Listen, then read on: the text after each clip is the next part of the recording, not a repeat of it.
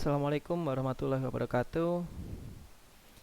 Untuk kesempatan ini saya akan menjelaskan tentang aplikasi ilmu utilik ternak pada beberapa bidang di dunia peternakan.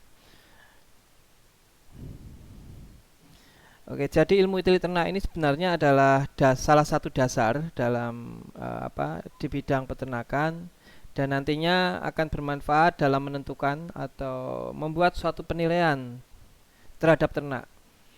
Karena untuk peternakan sendiri itu ada beberapa tujuan, yaitu utamanya adalah komersil, yaitu produksi, baik itu di penggemukan, baik itu di hewan ruminansia, non ruminansia ataupun jenis ternak yang lain, kemudian juga produksi susu, produksi telur untuk ternak-ternak non ruminansia dan juga yang lainnya.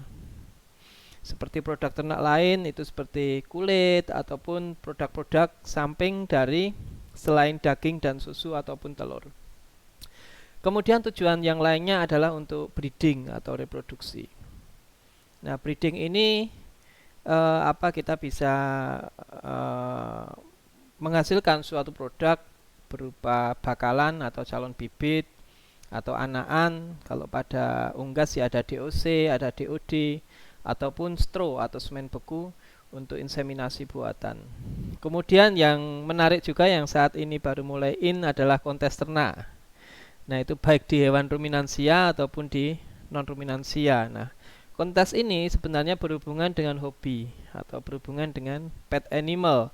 Namun yang dulunya itu pet animal itu benar-benar exotic animal, kalau saat ini sudah merambah ke livestock juga bisa dijadikan sebagai pet animal atau hobi. Kemudian 3 langkah dalam penilaian peternakan, yaitu untuk tujuan tertentu secara subjektif itu antara lain yaitu dengan cara visual atau kecermatan dalam pengamatan, kemudian palpasi atau kita melakukan perabaan pada ternak tersebut, dan juga untuk pengukuran tubuh. Nah, kalau pengukuran tubuh ini biasanya nanti berhubungan dengan bisa dengan perkiraan bobot badan ataupun dengan standar-standar yang lain. Nah, yang pertama adalah visual atau pengamatan, atau lebih sering kita sebut sebagai judging. Nah, yaitu memilih ternak berdasarkan sifat-sifat yang tampak. Sifat yang tampak dari luar itu kita sebut sebagai sifat-sifat fenotip. Jadi yang klinis yang bisa kita amati. Nah, judging ini kalau dalam usaha yang di tingkat ternak memiliki karakteristik penting untuk tujuan tertentu. Misalnya visual untuk memilih calon bibit indukan, atau ini biasanya berhubungan dengan breeding atau reproduksi. Ataupun mencari calon bakalan untuk penggemukan, biasanya untuk produksi dia di seperti fattening ataupun dia di feedlot. Kemudian kalau dalam arti sempit itu adalah referensi untuk memberi penghargaan tertentu. Nah, ini misalnya pada ternak-ternak yang dijadikan pet animal atau dijadikan sebagai hobi atau kesayangan atau kelangenan. Nah, ini biasanya ada kontes atau kompetisi-kompetisi yang dilakukan secara rutin. Nah, ini akan dilakukan judging dengan penilaian-penilaian khusus. Walaupun mungkin nantinya juga tidak bisa dipungkiri bahwa pemenang kontes misalnya pada ruminansia, sapi jantan taruhlah atau sapi betina, dia juga bisa dijadikan sebagai indukan, baik pejantan ataupun indukan betina. Kemudian palpasi. Palpasi itu dengan meraba pada bagian-bagian tertentu, sehingga terkadang ketika kita sudah mengamati, melihat atau memberikan nilai secara visual pada fenotip-fenotip yang nampak, itu kita juga kuatkan dengan palpasi. Contoh yang sederhana adalah ketika memilih bakalan ternak untuk penggemukan. Nah, biasanya kita raba juga di bagian loin, di bagian punggung, tebal atau tidak, ya kan? Kalau misalnya pada seleksi ayam petelur, kita raba, kita cermati bagian pubisnya. Ataupun yang lainnya, misalnya pada pejantan, untuk pejantan ruminansia kita laba bagian skrotumnya, apakah dia itu ada dua untuk testisnya, ataukah hanya satu, atau monorsidism, atau malah lebih. Nah itu kan butuh perabaan ataupun perabaan-perabaan yang lainnya. Kemudian yang ketiga adalah pengukuran tubuh. Nah, kalau kita bicara pengukuran tubuh itu di samping karena adanya SNI untuk bakalan ternak, atau misalnya ada SNI untuk sapi Bali, itu tinggi badannya berapa yang untuk calon indukan ya, kemudian panjang badannya berapa, ini juga bisa kita fungsikan juga untuk memperkirakan bobot badan dengan rumus-rumus yang sudah disepakati. Jadi ada beberapa rumus seperti Aryo Darmoko, kemudian rumus-rumus yang lainnya. Nah ini adalah bagian-bagian dari ternak, baik dari bagian kepala, kemudian torak, dada, leher, abdomen, ataupun bagian belakang. Nah tidak semuanya harus kita hafalkan, cuman kita harus kita baca untuk menambah pengetahuan kita. Misalnya kita lihat di situ di kepala ada forehead. Nah karena forehead ini nanti juga forehead itu di sini ya, di seperti dahi, itu kita cek juga nanti untuk suatu pemilihan ternak yang bagus. Kemudian di bagian muscle-nya, mulutnya, kemudian juga di bagian dadanya, toraknya, loin, punggung, nah dan sebagainya. Ini adalah gambaran tentang conformation tubuh ternak yang bagus dan yang jelek. Nah, kalau kita lihat yang bagus, yang tegak, itu kepalanya dia harus tegak, kemudian punggungnya dia tidak datar, ada lengkungannya juga, tapi lengkungannya juga lengkungan yang proporsional. Kemudian bagian ramnya dia tebal, kakinya berdiri kuat, kokoh, simetris. Kemudian ekornya juga dia tidak jatuh ke bawah.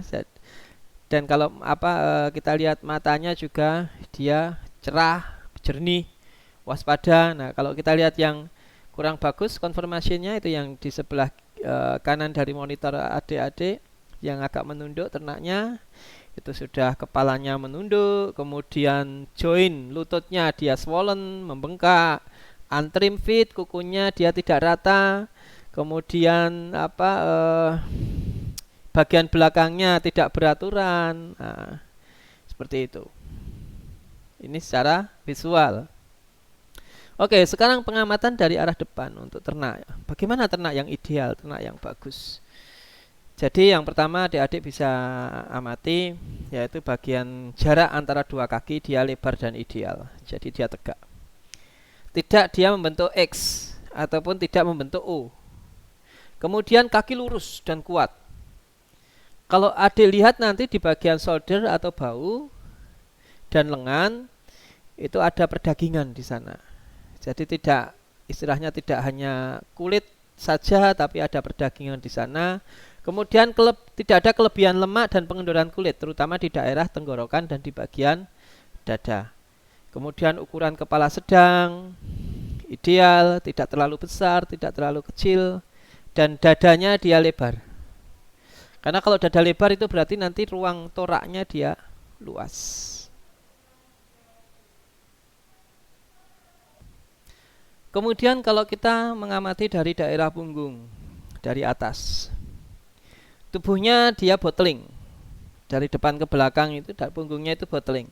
Jadi semakin ke belakang dia semakin besar dengan pertautan pada bahu yang lebar. Jadi dari depan juga dia sudah lebar, kemudian bottling ke arah belakang.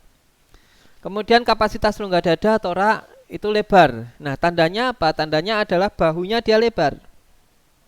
Bahunya dia lebar, kemudian loinnya juga lebar. Ini kalau loin yang lebar itu potensi untuk perdagingannya nanti banyak. Kemudian abdomen itu ideal, tidak buncit. Karena kalau kita bicara masalah abdomen, terutama isi abdomen itu berhubungan dengan persentase karkas.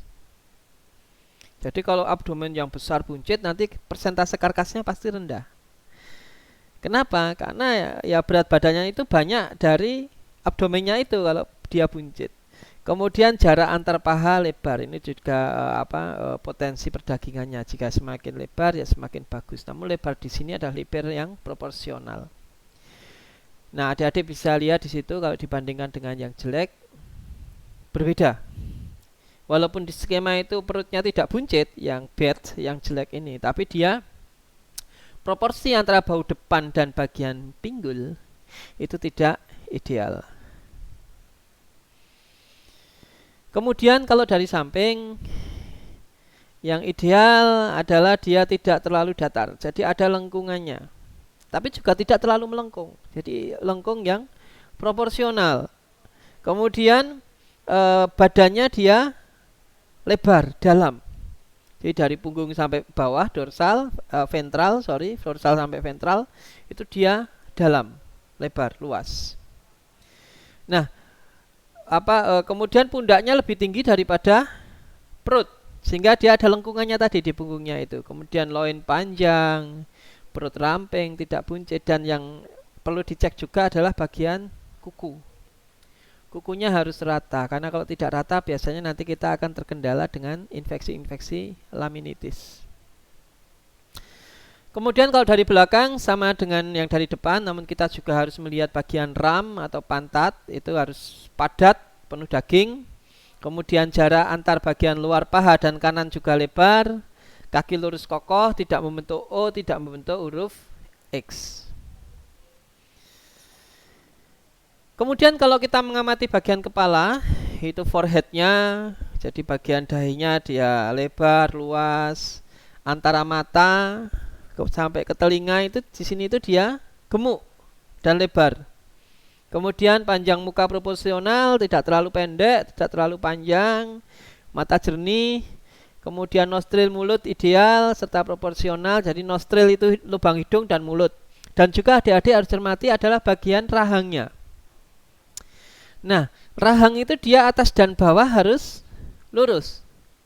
Jangan dia, kalau yang jelek itu adalah yang parrot mouth, berarti yang bagian maksilanya, rahang atasnya dia giginya lebih ke depan, atau kalau orang Jawa merongos gitu ya. Kemudian kalau ada juga yang undershot mouth, itu gigi bawahnya yang justru dia ke depan, bagian mandibulanya. Jadi rahang bawahnya dia lebih panjang daripada rahang atasnya, atau kita sebut nyakil. Nah, itu juga jelek. Jadi yang rata antara rahang atas maupun rahang bawah. Kaki kuat, kokoh, lurus, proporsional. Kaki belakang, nah ini ada yang weak pastern, sickle hocket. Nah, posisi yang ideal itu adalah dia yang tidak terlalu ke belakang. Jadi memang dia agak menahan, tapi dia ideal. Kuku dia tegak dengan ideal, proporsional, tidak terlalu jatuh. Kemudian joinnya juga harus diperhatikan, bagian lutut-lututnya. Kemudian pada badan, ini bisa kita cermati baik secara visual ataupun dengan palpasi, yaitu bagian shoulder, bagian bahu. Perdagingan harus lebih banyak dibandingkan lemak. Jadi kalau adik raba, dia lebih masif. Kemudian bagian bagian belakang sini, back antara shoulder dan loin itu kuat, lebar dan berotot. Kemudian rusuknya panjang, bagian rusuk panjang, dan kalau panjang ini berarti dia membentuk rongga dada yang lebar. Torak yang besar itu ideal. Kemudian loin, punggung yaitu antara tulang rusuk terakhir sampai hibun itu dia lebar, kuat, dalam, terus banyak perdagingan. Ini bisa kita cek dengan kita menekan daerah punggung itu. Nah, bagian loin ini kalau semakin tebal itu semakin mahal kalau kita mengenal istilah bacer ya. Jadi loin itu bagian-bagian daging yang dia paling kualitasnya paling bagus. Dia ada sirloin, tenderloin. Nah, kemudian bagian pinggul atau hips dia datar, lebar, lembut dan simetris. Oke. Itu yang bisa saya sampaikan. Terima kasih untuk perhatian dari teman-teman dan semoga bermanfaat untuk teman-teman mahasiswa semua. Tetap jaga kesehatan. Assalamualaikum warahmatullahi wabarakatuh.